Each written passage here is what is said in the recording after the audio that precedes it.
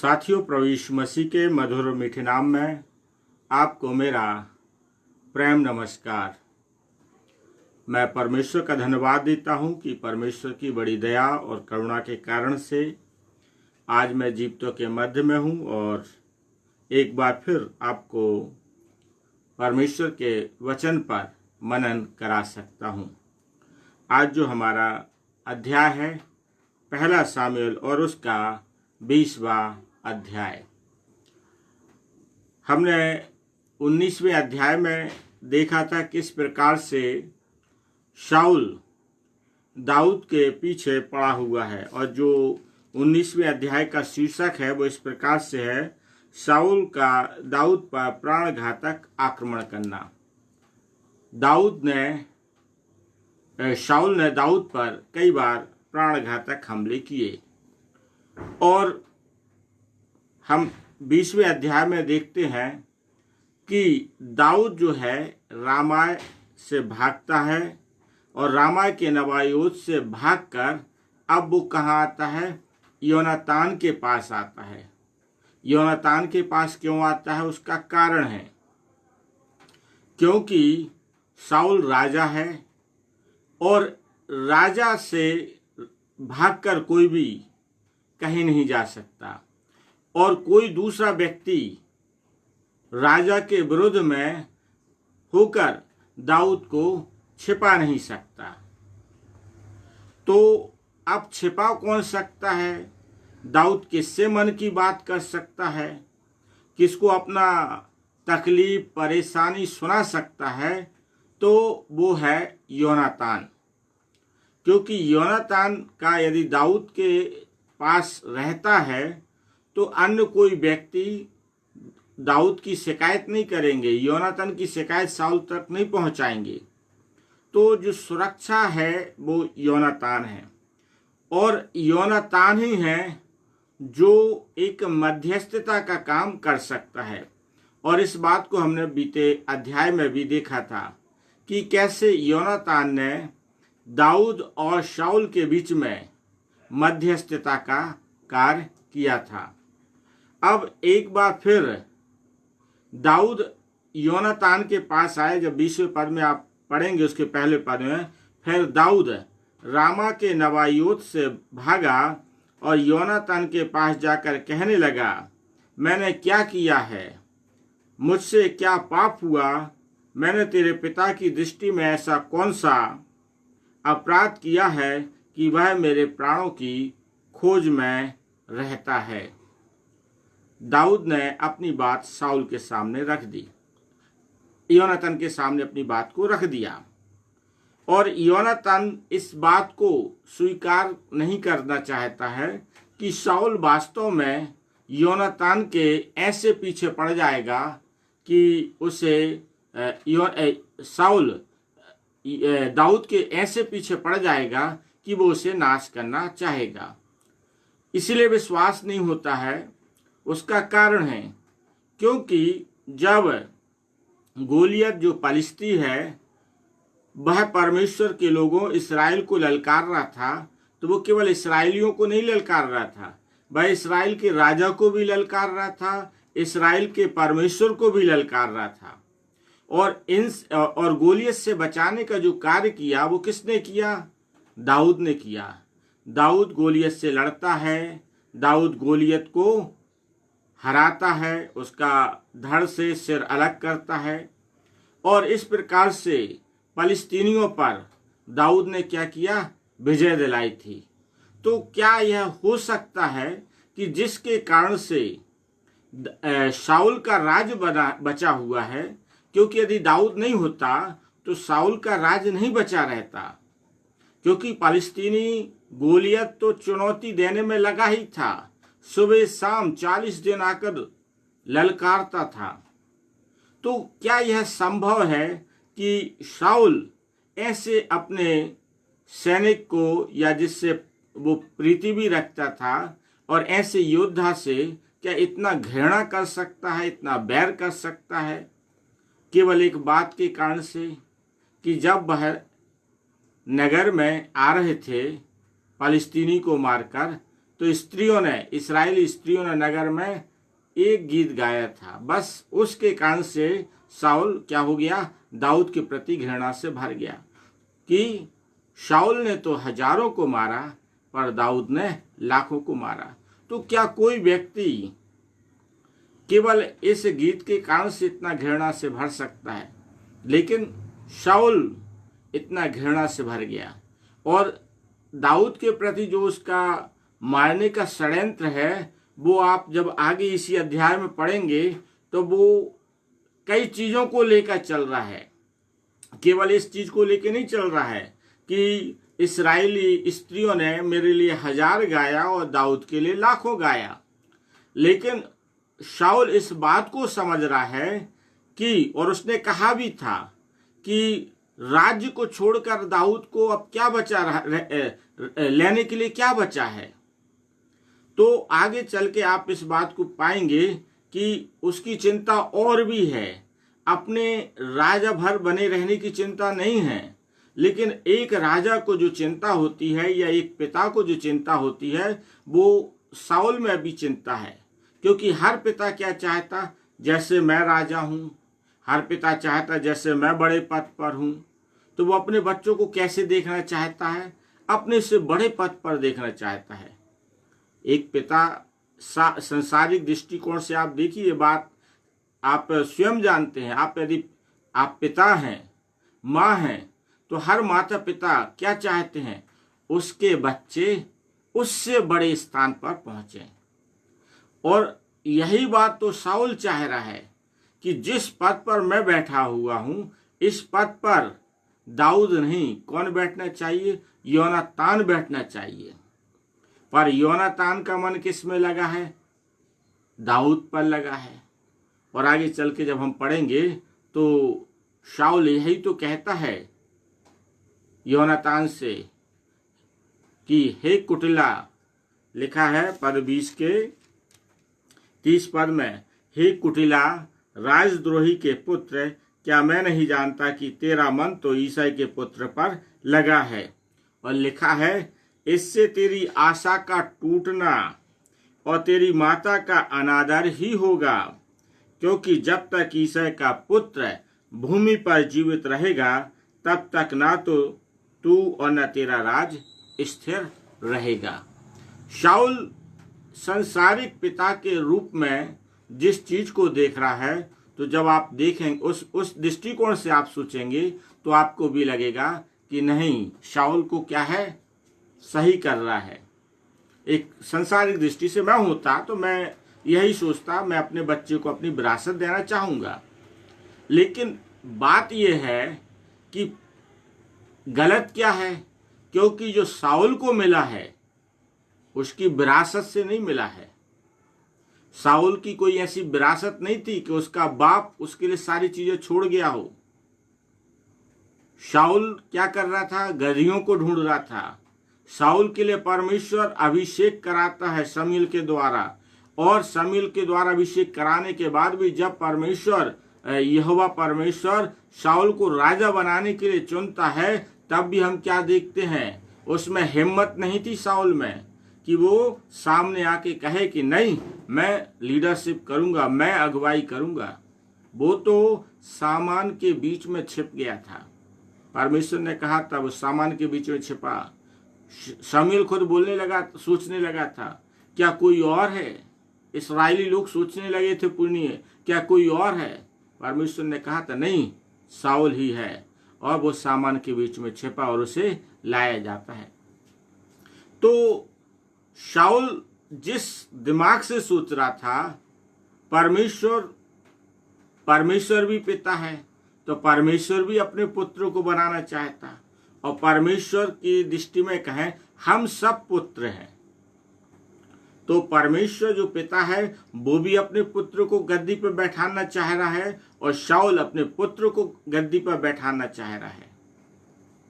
तो शाऊल का चिंता अपने पुत्र के लिए थी, और जिसके कारण से वो दाऊद को मारना चाह रहा था। और जो दाऊद था वो परमेश्वर का आत्मिक पुत्र है, और परमेश्वर ने शाऊल के लिए राजा बनाया, अब परमेश्वर चाहता है दाऊद के लिए राजा बनाए। दाऊद के लिए क्यों राजा बनाया जाए? क्योंकि जो दाऊद है वो परमेश्वर के मन के अनुसार व्यक्ति है। ऐसा व्यक्ति है जो परमेश्वर के अनुसार चलता है और जिसका जीवन यदि आप देखें तो उसका जीवन बचपन से भेड़ बकरियों को जब दाऊद चराता था तो परमेश्वर की स्तुति आराधना करता था, परमेश्वर की बढ़ाई करता था, उसके लिए भजन गाता था। जो भजन संहिता लिखा गया अधिकांशतः दाऊद के भजन ऐसे ही हैं, उसने अपने चरवाही के दौरान में लिखे हैं। तो जो व्यक्ति परमेश्वर से जुड़ा हुआ है परमेश्वर उसे राजा बनाएगा। परमेश्वर की संतान तो शाऊल भी है, योनातान भी है, दाऊद भी है, पर परमेश्वर राजा उसे बनाएगा। परमेश्वर अपनी विरासत उसे देगा जो उसके मन के अनुसार चलेगा। परमेश्वर किसी को भी अपनी विरासत नहीं देता है। आज की तारीख में यदि आप देखें तो परमेश्वर की आप विरासत के मालिक बनना चाहते हैं।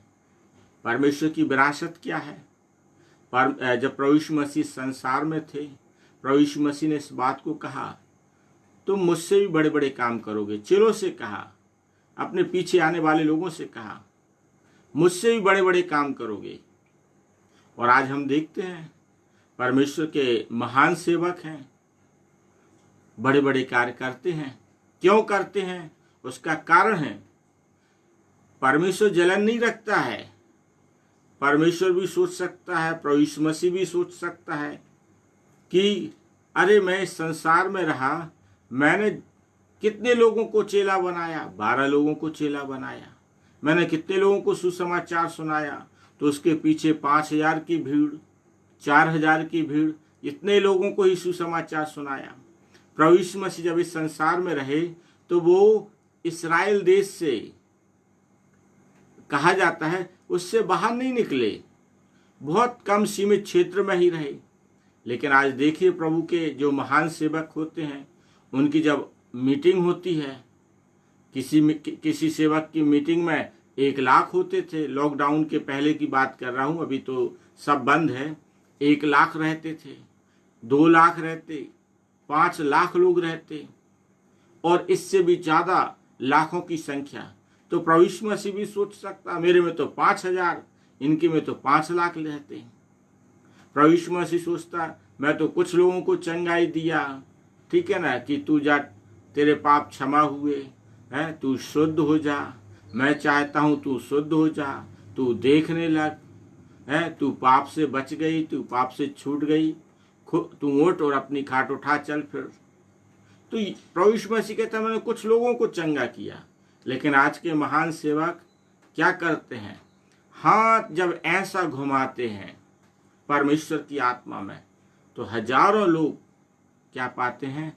चंगाई पाते, हजारों लोग दुष्ट आत्माओं से छुटकारा पाते। तो परमेश्वर कभी भी जलन नहीं रखता है।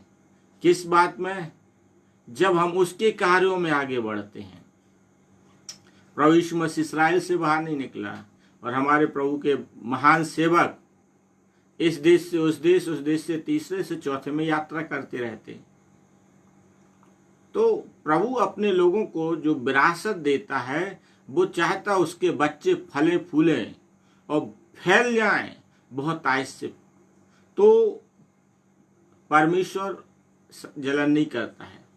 तो और हर एक उसके लिए परमेश्वर अपने वरदानों को देता है जो उससे प्यार करता है, जो उससे निकट और करीब रहता है।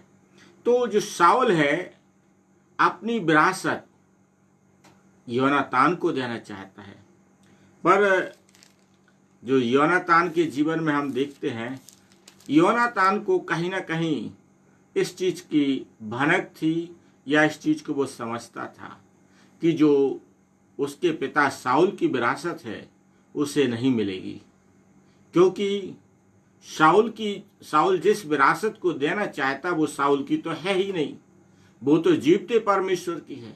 और जीवते परमेश्वर का जो मन है वो और जो आत्मा है वो दाऊद पर ठहरता है। और जिस पर परमेश्वर का आत्मा ठहरता है तो परमेश्वर उसे अपनी विरासत देगा। और इस चीज को योनातान जानता था। तो जब आप 20वें अध्याय को पढ़ेंगे तो योनातान और दाऊद के बीच की वार्तालाप है। और फिर इसके बीच में आप ये भी देखेंगे कि जो योनातान है दाऊद से शपथ धराता है, जब तू अपने शत्रुओं पर विजय पाए, जब तू आराम से रहे, तो तू मेरे घराने की सुधि लेना।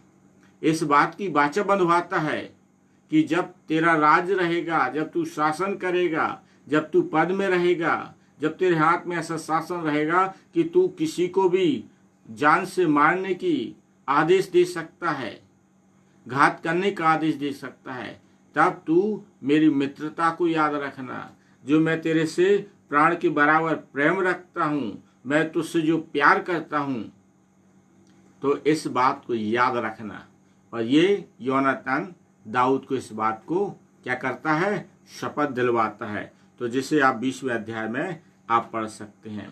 और योनातान दाऊद से शाऊल से चर्चा करके ये कन्फर्म करना चाहता था कि वास्तव में जो दाऊद ने शाऊल के विषय में बताया है क्या वह सही है या नहीं। क्योंकि योनातान को इस बात का भरोसा था कि जो मेरा पिता है, चाहे वो बड़ा निर्णय लेता हो चाहे छोटा निर्णय लेता हो, तो बिना मुझसे पूछे वो नहीं लेता। तो ये कैसे संभव हो सकता है कि मेरा पिता दाऊद को घात करना चाहता है, नाश करना चाहता है, और इतना बड़ा निर्णय मुझसे छिपाया हो। तो योनातान दाऊद से बोलता है, एक काम कर, नए चांद के समय में जब शाऊल अपनी मेज पर बैठे खाना खाएगा तो वहां मुझे भी उपस्थित होना होगा। परंतु 3 दिन के लिए दाऊद क्या बोलता है कि मैं योनातान से छुट्टी मांगकर चला जाता है। और इसी दौरान हम इस बात को देखते हैं कि जब भोज चलता है और दाऊद की जगह खाली रहती है, तो शाऊल सोचता ठीक है, कोई कारण है, अशुद्ध होगा, नहीं आया। लेकिन दूसरे दिन जब चर्चा चलती है तब योनातान बोलता है, मैंने उसको 3 दिन की छुट्टी दी है। और तभी फिर ये 30वें पद में शाऊल अपने पुत्र योनातान से इतना क्रोध से भर जाता है कि उससे बोलता है, हे कुटिला राजद्रोही के पुत्र, क्या मैं नहीं जानता कि तेरा मन ईशै के पुत्र में लगा है। और इतना अधिक वो क्या कहते हैं, क्रोध से भर जाता है कि शाऊल ने भाला लेकर अपने पुत्र जिसे वो राजा बनाना चाहता था योनातान को, उस पर ही उसने चला दिया और योनातान बच जाता है। तब योनातान को निश्चय हो जाता है कि मेरा पिता दाऊद से बहुत घृणा करता है। और इस बात से लिखा है, पद आप 34 से पढ़ेंगे 20वें अध्याय को, तो लिखा है, क्योंकि वह बहुत खेदित हुआ इसलिए कि उसके पिता ने दाऊद का अनादर किया था। तो एक योनातान का जो दाऊद के प्रति प्रेम है, मैं सोचता हूँ एक जो मित्रता है, जो प्रेम है, जो दोस्ती के लोग बड़ी बड़ी कस्में खाते हैं, तो बाइबल में जैसे कि संसारिक दृष्टि में जो दोस्ती की कस्में होती हैं और मिसाइलें दी जाती हैं, तो जब हम मसीही लोग यदि मिसाल दें तो हमारे पास बाइबल में ऐसी दोस्ती की मिसाल कि जिसे आप दूसरों के बीच में चर्चा का विषय बना सकते हैं कि दाऊद और योनातान जैसी दोस्ती होना चाहिए। एक मित्र से, जो एक भाई से बढ़कर दोस्ती है, एक पिता से बढ़कर अपने फर्ज को निभा रहा है।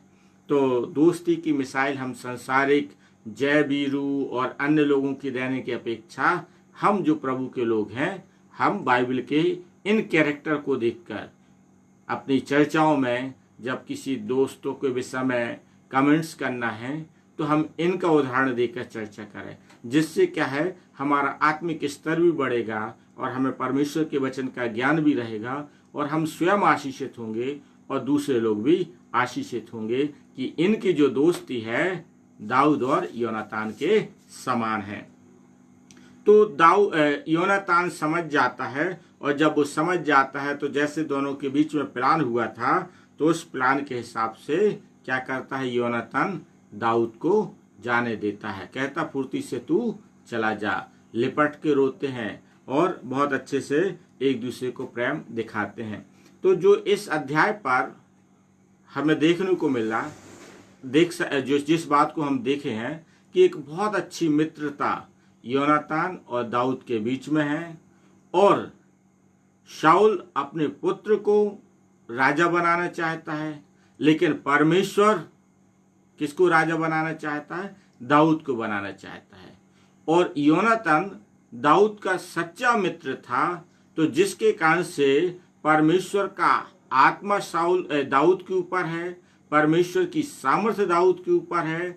इस बात को योनातान बहुत अच्छी रीति से समझा, क्योंकि ये इतिहास इस बात को बताता है कि जिस गोलियत से लड़ने के लिए शाऊल तैयार नहीं, इस्राएलियों में एक तैयार था, लेकिन गोलियत से लड़ने के लिए कौन तैयार हुआ, दाऊद तैयार हुआ, जो हथियारों का, जो अपनी सुरक्षा के कवच होते हैं उनका भी वजन उठाने में सक्षम नहीं था, लेकिन परमेश्वर ने दाऊद के द्वारा गोलियत को मारा और विजय दिलाई, जिसके कारण से ये संकेत स्पष्ट हो गया था, यही लीडर होगा, यही अगुवा होगा। और इस बात को किसी ने स्वीकार नहीं किया, पर योनातान इस बात को स्वीकार करते हुए चलता है। तो आप इस बात को याद रखिए, परमेश्वर से प्रार्थना कीजिए, परमेश्वर हमें ऐसे मित्र दे जो हमें अच्छी बातों में, हमारी उन्नति की बातों में, हमारी प्रशंसा की बातों में, हमें आगे बढ़ने की बातों में प्रोत्साहित करने वाले लोग मिल जाएं, जिस प्रकार से दाऊद को योनातान मिला। और बहुत सी बातें हमें यहाँ पर और भी आप देख सकते हैं। तो परमेश्वर अपने वचन के द्वारा मुझे और आपको आशीषित करे, और परमेश्वर आपको योनातान जैसा मित्र दे, और आपकी जोड़ी दाऊद और योनातान जैसी बनने पाए। परमेश्वर आपको आशीषित करे। प्रार्थना में जाएंगे। हमारे परम पवित्र सामर्थी परमेश्वर यहोवा, प्रभु यीशु नासरी के नाम से एक बार फिर आपके चरणों के करीब आते हैं। हम धन्यवाद देते जीवन की तमाम आशीषों के लिए जो आपने हम सबों को प्रदान की। हम धन्यवाद देते प्रभु, आपने ऐसा समय दिया हम आपके वचन पर मनन करें, और दाऊद और योनातान की जैसे मित्रता थी, वैसे ही प्रभु हमारे जो मित्र हैं, हमारी उनके साथ मित्रता होने पाए और बनी रहे। प्यारी शुभ प्रार्थना विनती करते हैं, हमारे प्रिय लोग जो वचन को सुनते हैं, इनके जीवन को, इनके परिवार को, घराने को आप आशीष दीजिए। हर एक तकलीफ परेशानियों से हमारे प्रिय लोगों को बचाए रखिए, और बड़े सामर्थ्य के साथ अपने नाम की महिमा के लिए हमारे प्रिय लोगों को इस्तेमाल कीजिए। हाँ प्रभु, आपने हमारी प्रार्थना को सुना है, हमें आशीष दी, इसके लिए धन्यवाद देते हुए प्रार्थना प्रभु यीशु नासरी के नाम से मांगते हैं। आमीन, आमीन, आमीन। परमेश्वर अपने वचन के द्वारा मुझे और आप सबको आशीषित करे। धन्यवाद।